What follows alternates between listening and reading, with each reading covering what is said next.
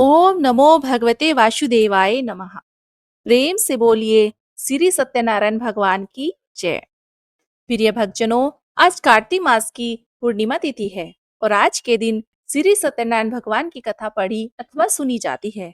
तो आइए आज हम आपके साथ सुनने जा रहे हैं श्री सत्यनारायण भगवान की संपूर्ण व्रत कथा। एक समय नैमिषारण्य में सोनक आदि 88,000 ऋषियों ने श्री सूत जी से पूछा, हे प्रभु, इस कलयुग में वेद विद्या रहित मनुष्यों को प्रभु भक्ति किस प्रकार मिले और उनका उद्धार कैसे होगा।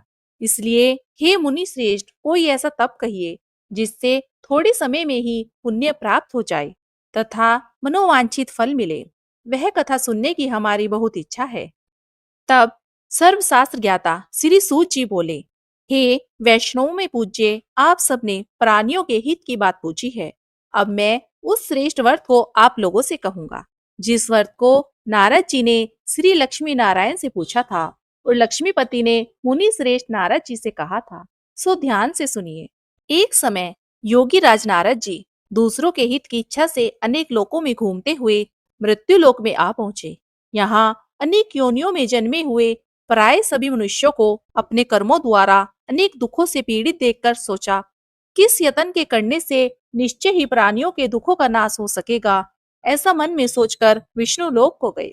वहां श्वेत वर्ण और 4 भुजाओं वाले देवों के देव ईश नारायण को देखकर, जिनके हाथों में शंख, चक्र, गदा और पद्म थे, वे वरमाला पहने हुए थे, उनकी स्तुति करने लगे।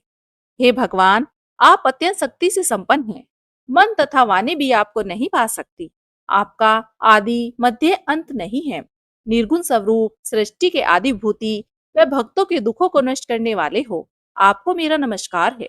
नारद जी से इस प्रकार की स्तुति सुनकर विष्णु भगवान बोले, हे मुनि श्रेष्ठ, आपके मन में क्या है? आपका किस काम के लिए आगमन हुआ है? निसंकोच होकर कहिए।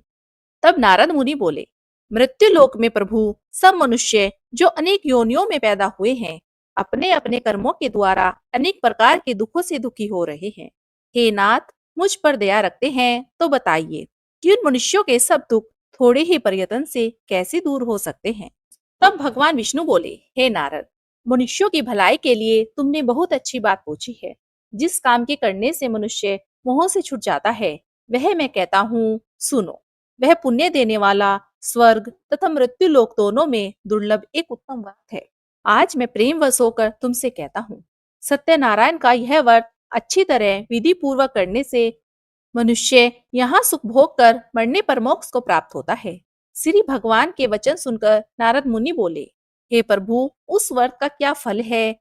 क्या व्रत का विधान है और किसने यह व्रत किया है और किस दिन यह व्रत करना चाहिए? विस्तार से कहिए। भगवान बोले, दुख शोक आदि को दूर करने वाला, धन धान्य को बढ़ाने वाला, सौभाग्य तथा संतान को देने वाला, यह व्रत सब स्थानों पर विजय करने वाला है। भक्ति और श्रद्धा के साथ किसी भी दिन मनुष्य श्री सत्यनारायण की शाम के समय ब्राह्मणों और बंधुओं के साथ धर्मपरायण होकर पूजा करे। भक्ति भाव से नैवेद्य, केले का फल, घी, दूध और गेहूं का चूरन सवाया ले। गेहूं के अभाव में साठी का चूरन, शक्कर और गुड़ ले और सब भक्षण योग्य पदार्थ जमा करके भगवान को अर्पण कर दे तथा बंधुओं सहित ब्राह्मणों को भोजन कराए। इसके पश्चात स्वयं भी भोजन करे। नृत्य, गीत आदि का आचरण करके भगवान सत्यनारायण का स्मरण करते हुए समय व्यतीत करे। इस तरह व्रत करने पर मनुष्य की सभी इच्छाएं निश्चय ही पूरी होती हैं। विशेषकर कली काल में भूमि पर यही मोक्ष का सरल उपाय है। इसके प्रसंग में सूत जी बोले, हे ऋषियों, जिसने पहले समय में इस व्रत को किया है, उनका इतिहास कहता हूँ, ध्यान से सुनो। काशीपुरी नगरी में एक अत्यंत निर्धन ब्राह्मण रहता था। वह भूख और प्यास से बेचैन हुआ नित्य पृथ्वी पर घूमता था। ब्राह्मणों से प्रेम करने वाले भगवान ने ब्राह्मण को दुखी देखकर बूढ़े ब्राह्मण का रूप धारण करके उसके पास जाकर आदर के साथ पूछा, हे विप्र, नित्य दुखी हुआ पृथ्वी पर क्यों घूमते हो? हे श्रेष्ठ ब्राह्मण, यह सब मुझसे कहो, मैं सुनना चाहता हूँ। तब ब्राह्मण बोला, मैं निर्धन ब्राह्मण हूँ, भिक्षा के लिए पृथ्वी पर फिरता हूँ। हे भगवान, यदि आप इसका उपाय जानते हो तो कृपया करके कहो। वृद्ध ब्राह्मण बोला कि सत्यनारायण भगवान मन वांछित फल देने वाले हैं, इसलिए हे ब्राह्मण, तू उनका पूजन कर, जिसके करने से मनुष्य सब दुखों से मुक्त होता है। ब्राह्मण को व्रत का सारा विधान बताकर बूढ़े ब्राह्मण का रूप धारण करने वाले सत्यनारायण भगवान अंतर्ध्यान हो गए। जिस व्रत ब्राह्मण ने बताया है, मैं उसको अवश्य करूंगा। यह निश्चय करने पर उसे रात में नींद नहीं आई। वह सवेरे उठकर सत्यनारायण के व्रत का निश्चय करके भिक्षा लेने के लिए चला गया। उस दिन उसको भिक्षा में बहुत धन मिला, जिससे उसने बंधु बांधवों के साथ मिलकर सत्यनारायण जी का व्रत किया। इसके करने से वह ब्राह्मण सब दुखों से छूटकर अनेक प्रकार की संपत्तियों से युक्त हो गया। उस समय से वह ब्राह्मण हर मास यह व्रत करने लगा। इस तरह सत्यनारायण भगवान के व्रत को जो करेगा, वह सब पापों से छूटकर मोक्ष को प्राप्त होगा। आगे जो पृथ्वी पर सत्यनारायण का व्रत करेगा, वह मनुष्य सब दुखों से छूट जाएगा। अब सूत जी ऋषियों से बोले, इस तरह नारद जी ने नारायण का कहा हुआ यह व्रत मैंने तुमसे कहा है। हे विप्रो, मैं अब और क्या कहूँ। तब ऋषि बोले, हे मुनीश्वर, संसार में इस ब्राह्मण से सुनकर किस किस ने इस व्रत को किया है, हम वह सब भी सुनना चाहते हैं। इसके लिए हमारे मन में बहुत श्रद्धा है। सूत जी बोले, हे मुनियों, जिस जिसने इस व्रत को किया है, वह सब सुनो। एक समय एक ब्राह्मण धन और ऐश्वर्य के अनुसार बंधु बांधवों के साथ व्रत करने को तैयार हुआ। उसी समय एक लकड़ी बेचने वाला बूढ़ा आदमी आया और बाहर लकड़ियों को रखकर ब्राह्मण के मकान में गया। प्यास से व्याकुल दुखी लकड़हारा उनको व्रत करते देखकर ब्राह्मण को नमस्कार करके कहने लगा, आप यह क्या कर रहे हैं और इसके करने से क्या फल मिलता है? कृपया करके मुझे कहिए। ब्राह्मण ने कहा, सब मनोकामनाओं को पूरा करने वाला यह सत्यनारायण भगवान का व्रत है। इसकी ही कृपया से मेरे यहाँ धन धान्य आदि की वृद्धि हुई है। ब्राह्मण से इस व्रत के बारे में जानकर लकड़हारा बहुत प्रसन्न हुआ। चरणामत लेकर और प्रसाद खाने के बाद अपने घर को गया। लकड़हारे ने अपने मन में इस प्रकार का संकल्प किया कि आज गांव में लकड़ी बेचने से जो धन मिलेगा, उसी से सत्यनारायण देव का उत्तम व्रत करूंगा। यह मन में विचार करके वह बूढ़ा आदमी लकड़ियां अपने सर पर रखकर जिस नगर में धनवान लोग रहते थे, ऐसे सुंदर नगर में गया। उस दिन वहां उसे उन लकड़ियों का दाम पहले से चौगुना मिला। तब वह बूढ़ा लकड़हारा दाम लेकर और अति प्रसन्न होकर पक्के केले की फली, शक्कर, घी, दूध आदि और गेहूं का चूरन इत्यादि सत्यनारायण भगवान के व्रत की कुल सामग्रियों को लेकर अपने घर गया। फिर उसने अपने भाइयों को बुलाकर विधि के साथ भगवान जी का पूजन और व्रत किया। उस व्रत के प्रभाव से वह बूढ़ा लकड़हारा धन, पुत्र आदि से युक्त हुआ और संसार के समस्त सुख भोग कर वैकुंठ को चला गया। श्री सूत जी बोलते हैं कि हे श्रेष्ठ मुनियों, अब आगे की कथा कहता हूँ, सो ध्यान से सुनो। पहले समय में उल्कामुख नाम का एक बुद्धिमान राजा था। वह सत्यवक्ता और जितेंद्रिय था। प्रतिदिन देवी स्थानों पर जाता तथा गरीबों को दान देकर उनके कष्ट दूर करता था। उसकी पत्नी कमल के समान मुख वाली और सती साध्वी थी। भद्रशिला नदी के तट पर उन दोनों ने श्री सत्यनारायण भगवान का व्रत किया। उस समय वहां एक साधु वैश्य आया। उसके पास व्यापार के लिए बहुत सा धन था। वह नाव को किनारे पर ठहराकर राजा के पास गया और राजा को व्रत करते हुए देखकर विनय के साथ पूछने लगा, हे राजन, भक्ति युक्त चित्त से आप यह क्या कर रहे हैं? मेरी सुनने की इच्छा है, सो आप यह मुझे बताइए। राजा बोला, हे साधु, अपने बांधवों के साथ पुत्र आदि की प्राप्ति के लिए महान शक्तिवान सत्यनारायण भगवान का व्रत व पूजन किया जा रहा है। राजा के वचन सुनकर साधु आदर से बोला, हे राजन, मुझसे इसका सब विधान कहो। मैं भी आपके कथन अनुसार इस व्रत को करूंगा। मेरे भी कोई संतान नहीं है और इससे निश्चय ही हो जाएगी। राजा से सब विधान सुनकर व्यापार से निर्वत हो वह आनंद के साथ घर गया। साधु ने अपनी स्त्री से संतान देने वाले उस व्रत का समाचार सुनाया और कहा कि जब मेरी संतान होगी, तब मैं भी इस व्रत को करूंगा। साधु ने ऐसे वचन अपनी स्त्री लीलावती से कहे। एक दिन उसकी स्त्री पति के साथ आनंदित होकर संसारिक धर्म में प्रवृत्त होकर सत्यनारायण भगवान की कृपा से गर्भवती हो गई तथा 10वें महीने में उसके एक सुंदर कन्या का जन्म हुआ। दिनों दिन वह कन्या इस तरह बढ़ने लगी जैसे शुक्ल पक्ष का चंद्रमा बढ़ता है। कन्या का नाम कलावती रखा गया। तब लीलावती ने मीठे शब्दों में अपने पति से कहा, आपने जो संकल्प किया था कि भगवान का व्रत करूंगा, अब आप उसे करिए। साधु बोला, हे प्रिय, इसके विवाह पर करूंगा। इस प्रकार अपनी पत्नी को आश्वासन देकर वह नगर को चला गया। कलावती पितृगृह में वृद्धि को प्राप्त हो गई। साधु ने जब नगर में सखियों के साथ अपनी पुत्री को देखा तो तुरंत दूत को बुलाकर कहा कि पुत्री के वास्ते कोई सुयोग्य वर देखिए।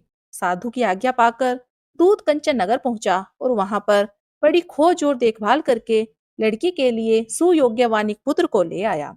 उस सुयोग्य लड़के को देखकर साधु ने अपने बंधु बांधवों सहित प्रसन्नचित अपनी पुत्री का विवाह उसके साथ कर दिया, किंतु दुर्भाग्य से विवाह के समय भी उस व्रत को करना भूल गया।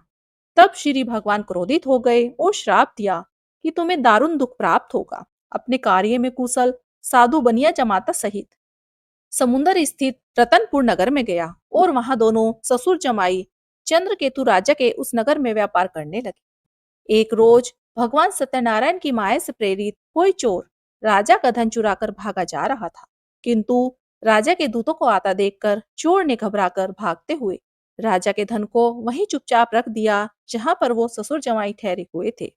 तब दूतों ने उस साधु वैश्य के पास राजा के धन को रखा देखा तो वे दोनों को बंधक बनाकर ले गए और प्रसन्नता से दौड़ते हुए राजा के समीप जाकर बोले, हम यह दो चोर पकड़ कर लाए हैं, देखकर आज्ञा दें। तब राजा की आज्ञा से उनको कठोर कारावास में डाल दिया और उनका सब धन छीन लिया। सत्यनारायण भगवान के श्राप द्वारा उसकी पत्नी भी घर पर बहुत दुखी हुई और जो घर पर धन रखा था उसे चोर चुरा कर ले गए। शारीरिक व मानसिक पीड़ा तथा भूख प्यास से अति दुखी होकर अन्न की चिंता में कलावती एक ब्राह्मण के घर गई। वहां उसने सत्यनारायण भगवान का व्रत होते देखा, फिर कथा सुनी तथा प्रसाद ग्रहण करके रात को घर आई। माता ने कलावती से कहा, हे पुत्री, अब तक कहाँ रही, वे तेरे मन में क्या है? कलावती बोली, हे माता, मैंने एक ब्राह्मण के घर श्री सत्यनारायण भगवान का व्रत देखा है। कन्या के वचन सुनकर लीलावती भगवान के पूजन की तैयारी करने लगती है। लीलावती ने अपने परिवार और बंधुओं सहित श्री सत्यनारायण भगवान का पूजन किया और वर मांगा कि मेरे पति और दामाद शीघ्र घर आ जाएं। साथ ही प्रार्थना की कि हे प्रभु, हम सब का अपराध क्षमा करो। सत्यनारायण भगवान इस व्रत से संतुष्ट हो गए और राजा चंद्रकेतु को सपने में दर्शन देकर कहा, हे राजन, दोनों वैश्यों को प्रातः ही छोड़ दो और सब धन जो तुमने ग्रहण किया है वह दे दो, नहीं तो मैं तेरा धन, राज्य, पुत्र आदि सब नष्ट कर दूंगा। राजा से ऐसे वचन कहकर भगवान अंतर ध्यान हो गए। प्रातःकाल राजा चंद्रकेतु ने सभा में अपना सपना सुनाया। फिर दोनों वानिक पुत्रों को कैद से मुक्त कर सभा में बुलाया। दोनों ने आते ही राजा को नमस्कार किया। तब राजा मीठे वचनों से बोले, हे महानुभावों, भावी वश ऐसा कठिन दुख प्राप्त हुआ है, अब तुम्हें कोई भय नहीं है। ऐसा कहकर राजा ने उनको नए नए वस्त्र आभूषण पहनाए तथा जितना धन उनका लिया था उससे दुगना धन देकर आदर सहित विदा किया। दोनों वैश्य अब अपने नगर को चल दिए। सूत जी बोले, वैश्य ने मंगलाचार करके यात्रा आरंभ की और अपने नगर को चला। उसके थोड़ी दूर निकलने पर ही दंडी वेशधारी सत्यनारायण भगवान ने उससे पूछा, हे साधु, तेरी नाव में क्या है? अभिमानी वानिक हंसता हुआ बोला, हे दंडी जी, आप क्यों पूछते हो? क्या धन लेने की इच्छा है? मेरी नाव में तो बेल और पत्ते भरे हैं। वैश्य का कठोर वचन सुनकर भगवान ने कहा, तुम्हारा वचन सत्य हो। दंडी जी ऐसा कहकर वहां से दूर चले गए और कुछ दूर जाकर समुद्र के किनारे बैठ गए। दंडी के जाने पर वैश्य ने नित्य क्रिया करने के बाद नाव को ऊंची उठी देखकर अचंभा किया और नाव में बेल पत्ते आदि देखकर मूर्छित होकर जमीन पर गिर पड़ा। फिर मूर्छा खुलने पर अत्यधिक शोक प्रकट करने लगा। तब उसका दामाद बोला कि आप शोक ना करें, यह दंडी का श्राप है, अतः हमें उनकी शरण में चलना चाहिए, तभी हमारी मनोकामना पूरी होगी। दामाद के वचन सुनकर वह दंडी के पास पहुंचा और अत्यंत भक्ति भाव से नमस्कार करके बोला, मैंने जो आपसे असत्य वचन कहे थे उनको अक्षमा करो।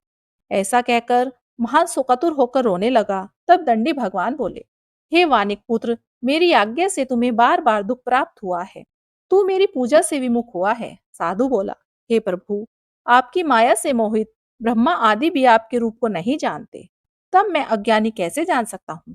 आप प्रसन्न होइए, मैं सामर्थ्य के अनुसार आपकी पूजा करूंगा। मेरी रक्षा करो और पहले के समान नौका में धन भर दो। उसके भक्ति युक्त वचन सुनकर भगवान प्रसन्न होकर उसकी इच्छा अनुसार वर देकर अंतर ध्यान हो गए। तब उन्होंने नाव पर आकर देखा कि नाव धन से परिपूर्ण है। फिर वह भगवान सत्यनारायण का पूजन कर साथियों सहित अपने नगर को चला। अब अपने नगर के निकट पहुंचा, तब दूत को घर भेजा। दूत ने साधु के घर जाकर उसकी स्त्री को नमस्कार करके कहा कि साधु अपने दामाद सहित इस नगर के समीप आ गए हैं। ऐसे वचन सुनकर साधु की स्त्री ने बड़े हर्ष के साथ सत्यदेव का पूजन कर पुत्री से कहा, मैं अपने पति के दर्शन को जाती हूँ, तो कार्य पूर्ण करके शीघ्र आ जा। माता के ऐसे वचन सुनकर कलावती प्रसाद छोड़कर पति के पास गई। प्रसाद की अवज्ञा के कारण सत्यदेव भगवान रुष्ट होकर उसके पति को नाव सहित पानी में डुबो दिया। कलावती अपने पति को न देखकर रोती हुई जमीन पर गिर गई। इस तरह नौका को डूबा हुआ तथा कन्या को रोता देखकर साधु दुखी होकर बोला, हे प्रभु, मुझसे या मेरे परिवार से जो भूल हुई है उसे अक्षमा करो। उसके दीन वचन सुनकर सत्यदेव प्रसन्न हो गए और आकाशवाणी हुई कि हे साधु, तेरी कन्या मेरे प्रसाद को छोड़कर आई है, इसलिए इसका पति अदृश्य हुआ है। यदि यह घर जाकर प्रसाद खाकर लौटे तो इसे पति अवश्य मिलेगा। ऐसी आकाशवाणी सुनकर कलावती ने घर पहुंचकर प्रसाद खाया, फिर आकर पति के दर्शन किए। तत्पश्चात साधु ने बंधु बांधवों सहित सत्यदेव भगवान का विधि पूर्वक पूजन किया। उस दिन से वह पूर्णिमा को सत्यनारायण का पूजन करने लगा। फिर इस लोक का सुख भोग कर अंत में स्वर्ग लोक को गया। सूत जी कहते हैं, ऋषियों, मैं और भी कथा कहता हूँ, सो ध्यान से सुनो। प्रजा पालन में लीन तुगध्वज नाम का राजा था। उसने भी भगवान का प्रसाद त्याग कर बहुत दुख पाया। एक समय वन में जाकर वन्य पशुओं को मारकर बड़ के पेड़ के नीचे आया। वहां उसने ग्वालों को भक्ति भाव से बांधवों सहित सत्यनारायण जी का पूजन करते देखा। राजा देखकर भी अभिमानवश वहां नहीं गया और न ही पूजन किया, न नमस्कार किया। जब ग्वालों ने भगवान का प्रसाद उसके सामने रखा तो वह प्रसाद को त्याग कर अपनी सुंदर नगरी को चला गया। वहां उसने अपना सब कुछ नष्ट पाया तो वह जान गया यह सब भगवान ने किया है। तब वह विश्वास करके ग्वालों के समीप गया और विधि पूर्वक पूजन करके प्रसाद खाया। तो सत्यदेव भगवान की कृपया से सब पहले जैसा हो गया। फिर वह दीर्घ काल तक सुख भोग कर मरने पर स्वर्ग लोक को गया। जो मनुष्य इस परम दुर्लभ व्रत को करेगा, भगवान सत्यनारायण की कृपा से उसे धन धान्य की प्राप्ति होगी, निर्धन धनी होगा और बंदी बंधन से मुक्त होकर निर्भय हो जाता है। संतानहीनों को संतान प्राप्त होती है तथा सभी मनोरथ पूर्ण होकर अंत में बैकुंठ धाम को जाता है। यह सत्य है। श्री सूत जी कहते हैं, ब्राह्मणों, आपको मैंने सत्यनारायण व्रत की यह पावन कथा सुनाई है। इस व्रत का पालन करके मनुष्य सभी दुखों से मुक्त हो जाता है। विशेषकर कलयुग में श्री सत्यनारायण की पूजा महान फल देने वाली है। इन देवता को कोई सत्यनारायण कहते हैं तो कोई सत्यदेव कहते हैं। अनेक रूपों में श्री सत्यनारायण भगवान सभी के मनोरथों को पूर्ण करते हैं। तो प्रेम से बोलिए, सत्यनारायण भगवान की जय हो, लक्ष्मी नारायण भगवान की जय हो। प्रिय भक्तजनों, अब आप सुनिए सत्यनारायण भगवान की आरती। जय लक्ष्मी रमना स्वामी, जय लक्ष्मी रमना, सत्यनारायण स्वामी जन पातक हरना। ओम जय लक्ष्मी रमना, रतन जड़ित सिंहासन, अद्भुत छवि राजे, स्वामी अद्भुत छवि राजे। नारद करत निरंतर, नारद करत निरंतर, घंटा ध्वनि बाजे। ओम जय लक्ष्मी रमना, प्रकट भई कल कारण, द्विज को दरस दियो, स्वामी द्विज को दर्श दियो। बूढ़ो ब्राह्मण बन कर कंचन महल कियो। ओम जय लक्ष्मी रमना, भील कटार ठारो, जिन पर कृपा करी, स्वामी जिन पर कृपा करी। चंद्रचूड़ एक राजा, चंद्रचूड़ एक राजा, तिनकी विपत्ति हरी। ओम जय लक्ष्मी रमना, वैश्य मनोरथ पायो, श्रद्धा तज दीनी, स्वामी श्रद्धा तज दीनी। सो फल भोग्यो प्रभु जी, फिर स्तुति कीनी। ओम जय लक्ष्मी रमना, भक्ति भाव के कारण छिन छिन रूप धरो, स्वामी छिन छिन रूप धरो। श्रद्धा धारण कीनी, तिनके काज शरो। ओम जय लक्ष्मी रमना, ग्वाल बाल संग राजा, वन में भक्ति करी, स्वामी वन में भक्ति करी। मन वांछित फल दीना, दीन दयाल हरि ओम जय लक्ष्मी रमना। चढ़त प्रसाद सवाया कदली फल मेवा, स्वामी कदली फल मेवा। धूप दीप तुलसी से राजी सत्य देवा, ओम जय लक्ष्मी रमना। सत्यनारायण जी की आरती जो कोई नर गावे, स्वामी प्रेम सहित गावे। कहत शिवानंद स्वामी मन वांछित फल पावे, ओम जय लक्ष्मी रमना। प्रेम से बोलिए सत्यनारायण भगवान की जय, लक्ष्मी नारायण भगवान की जय। प्रिय भक्तजनों, यदि आपको हमारा वीडियो अच्छा लगा हो तो प्लीज इसे लाइक कीजिए और हमारे चैनल को सब्सक्राइब कीजिए। धन्यवाद।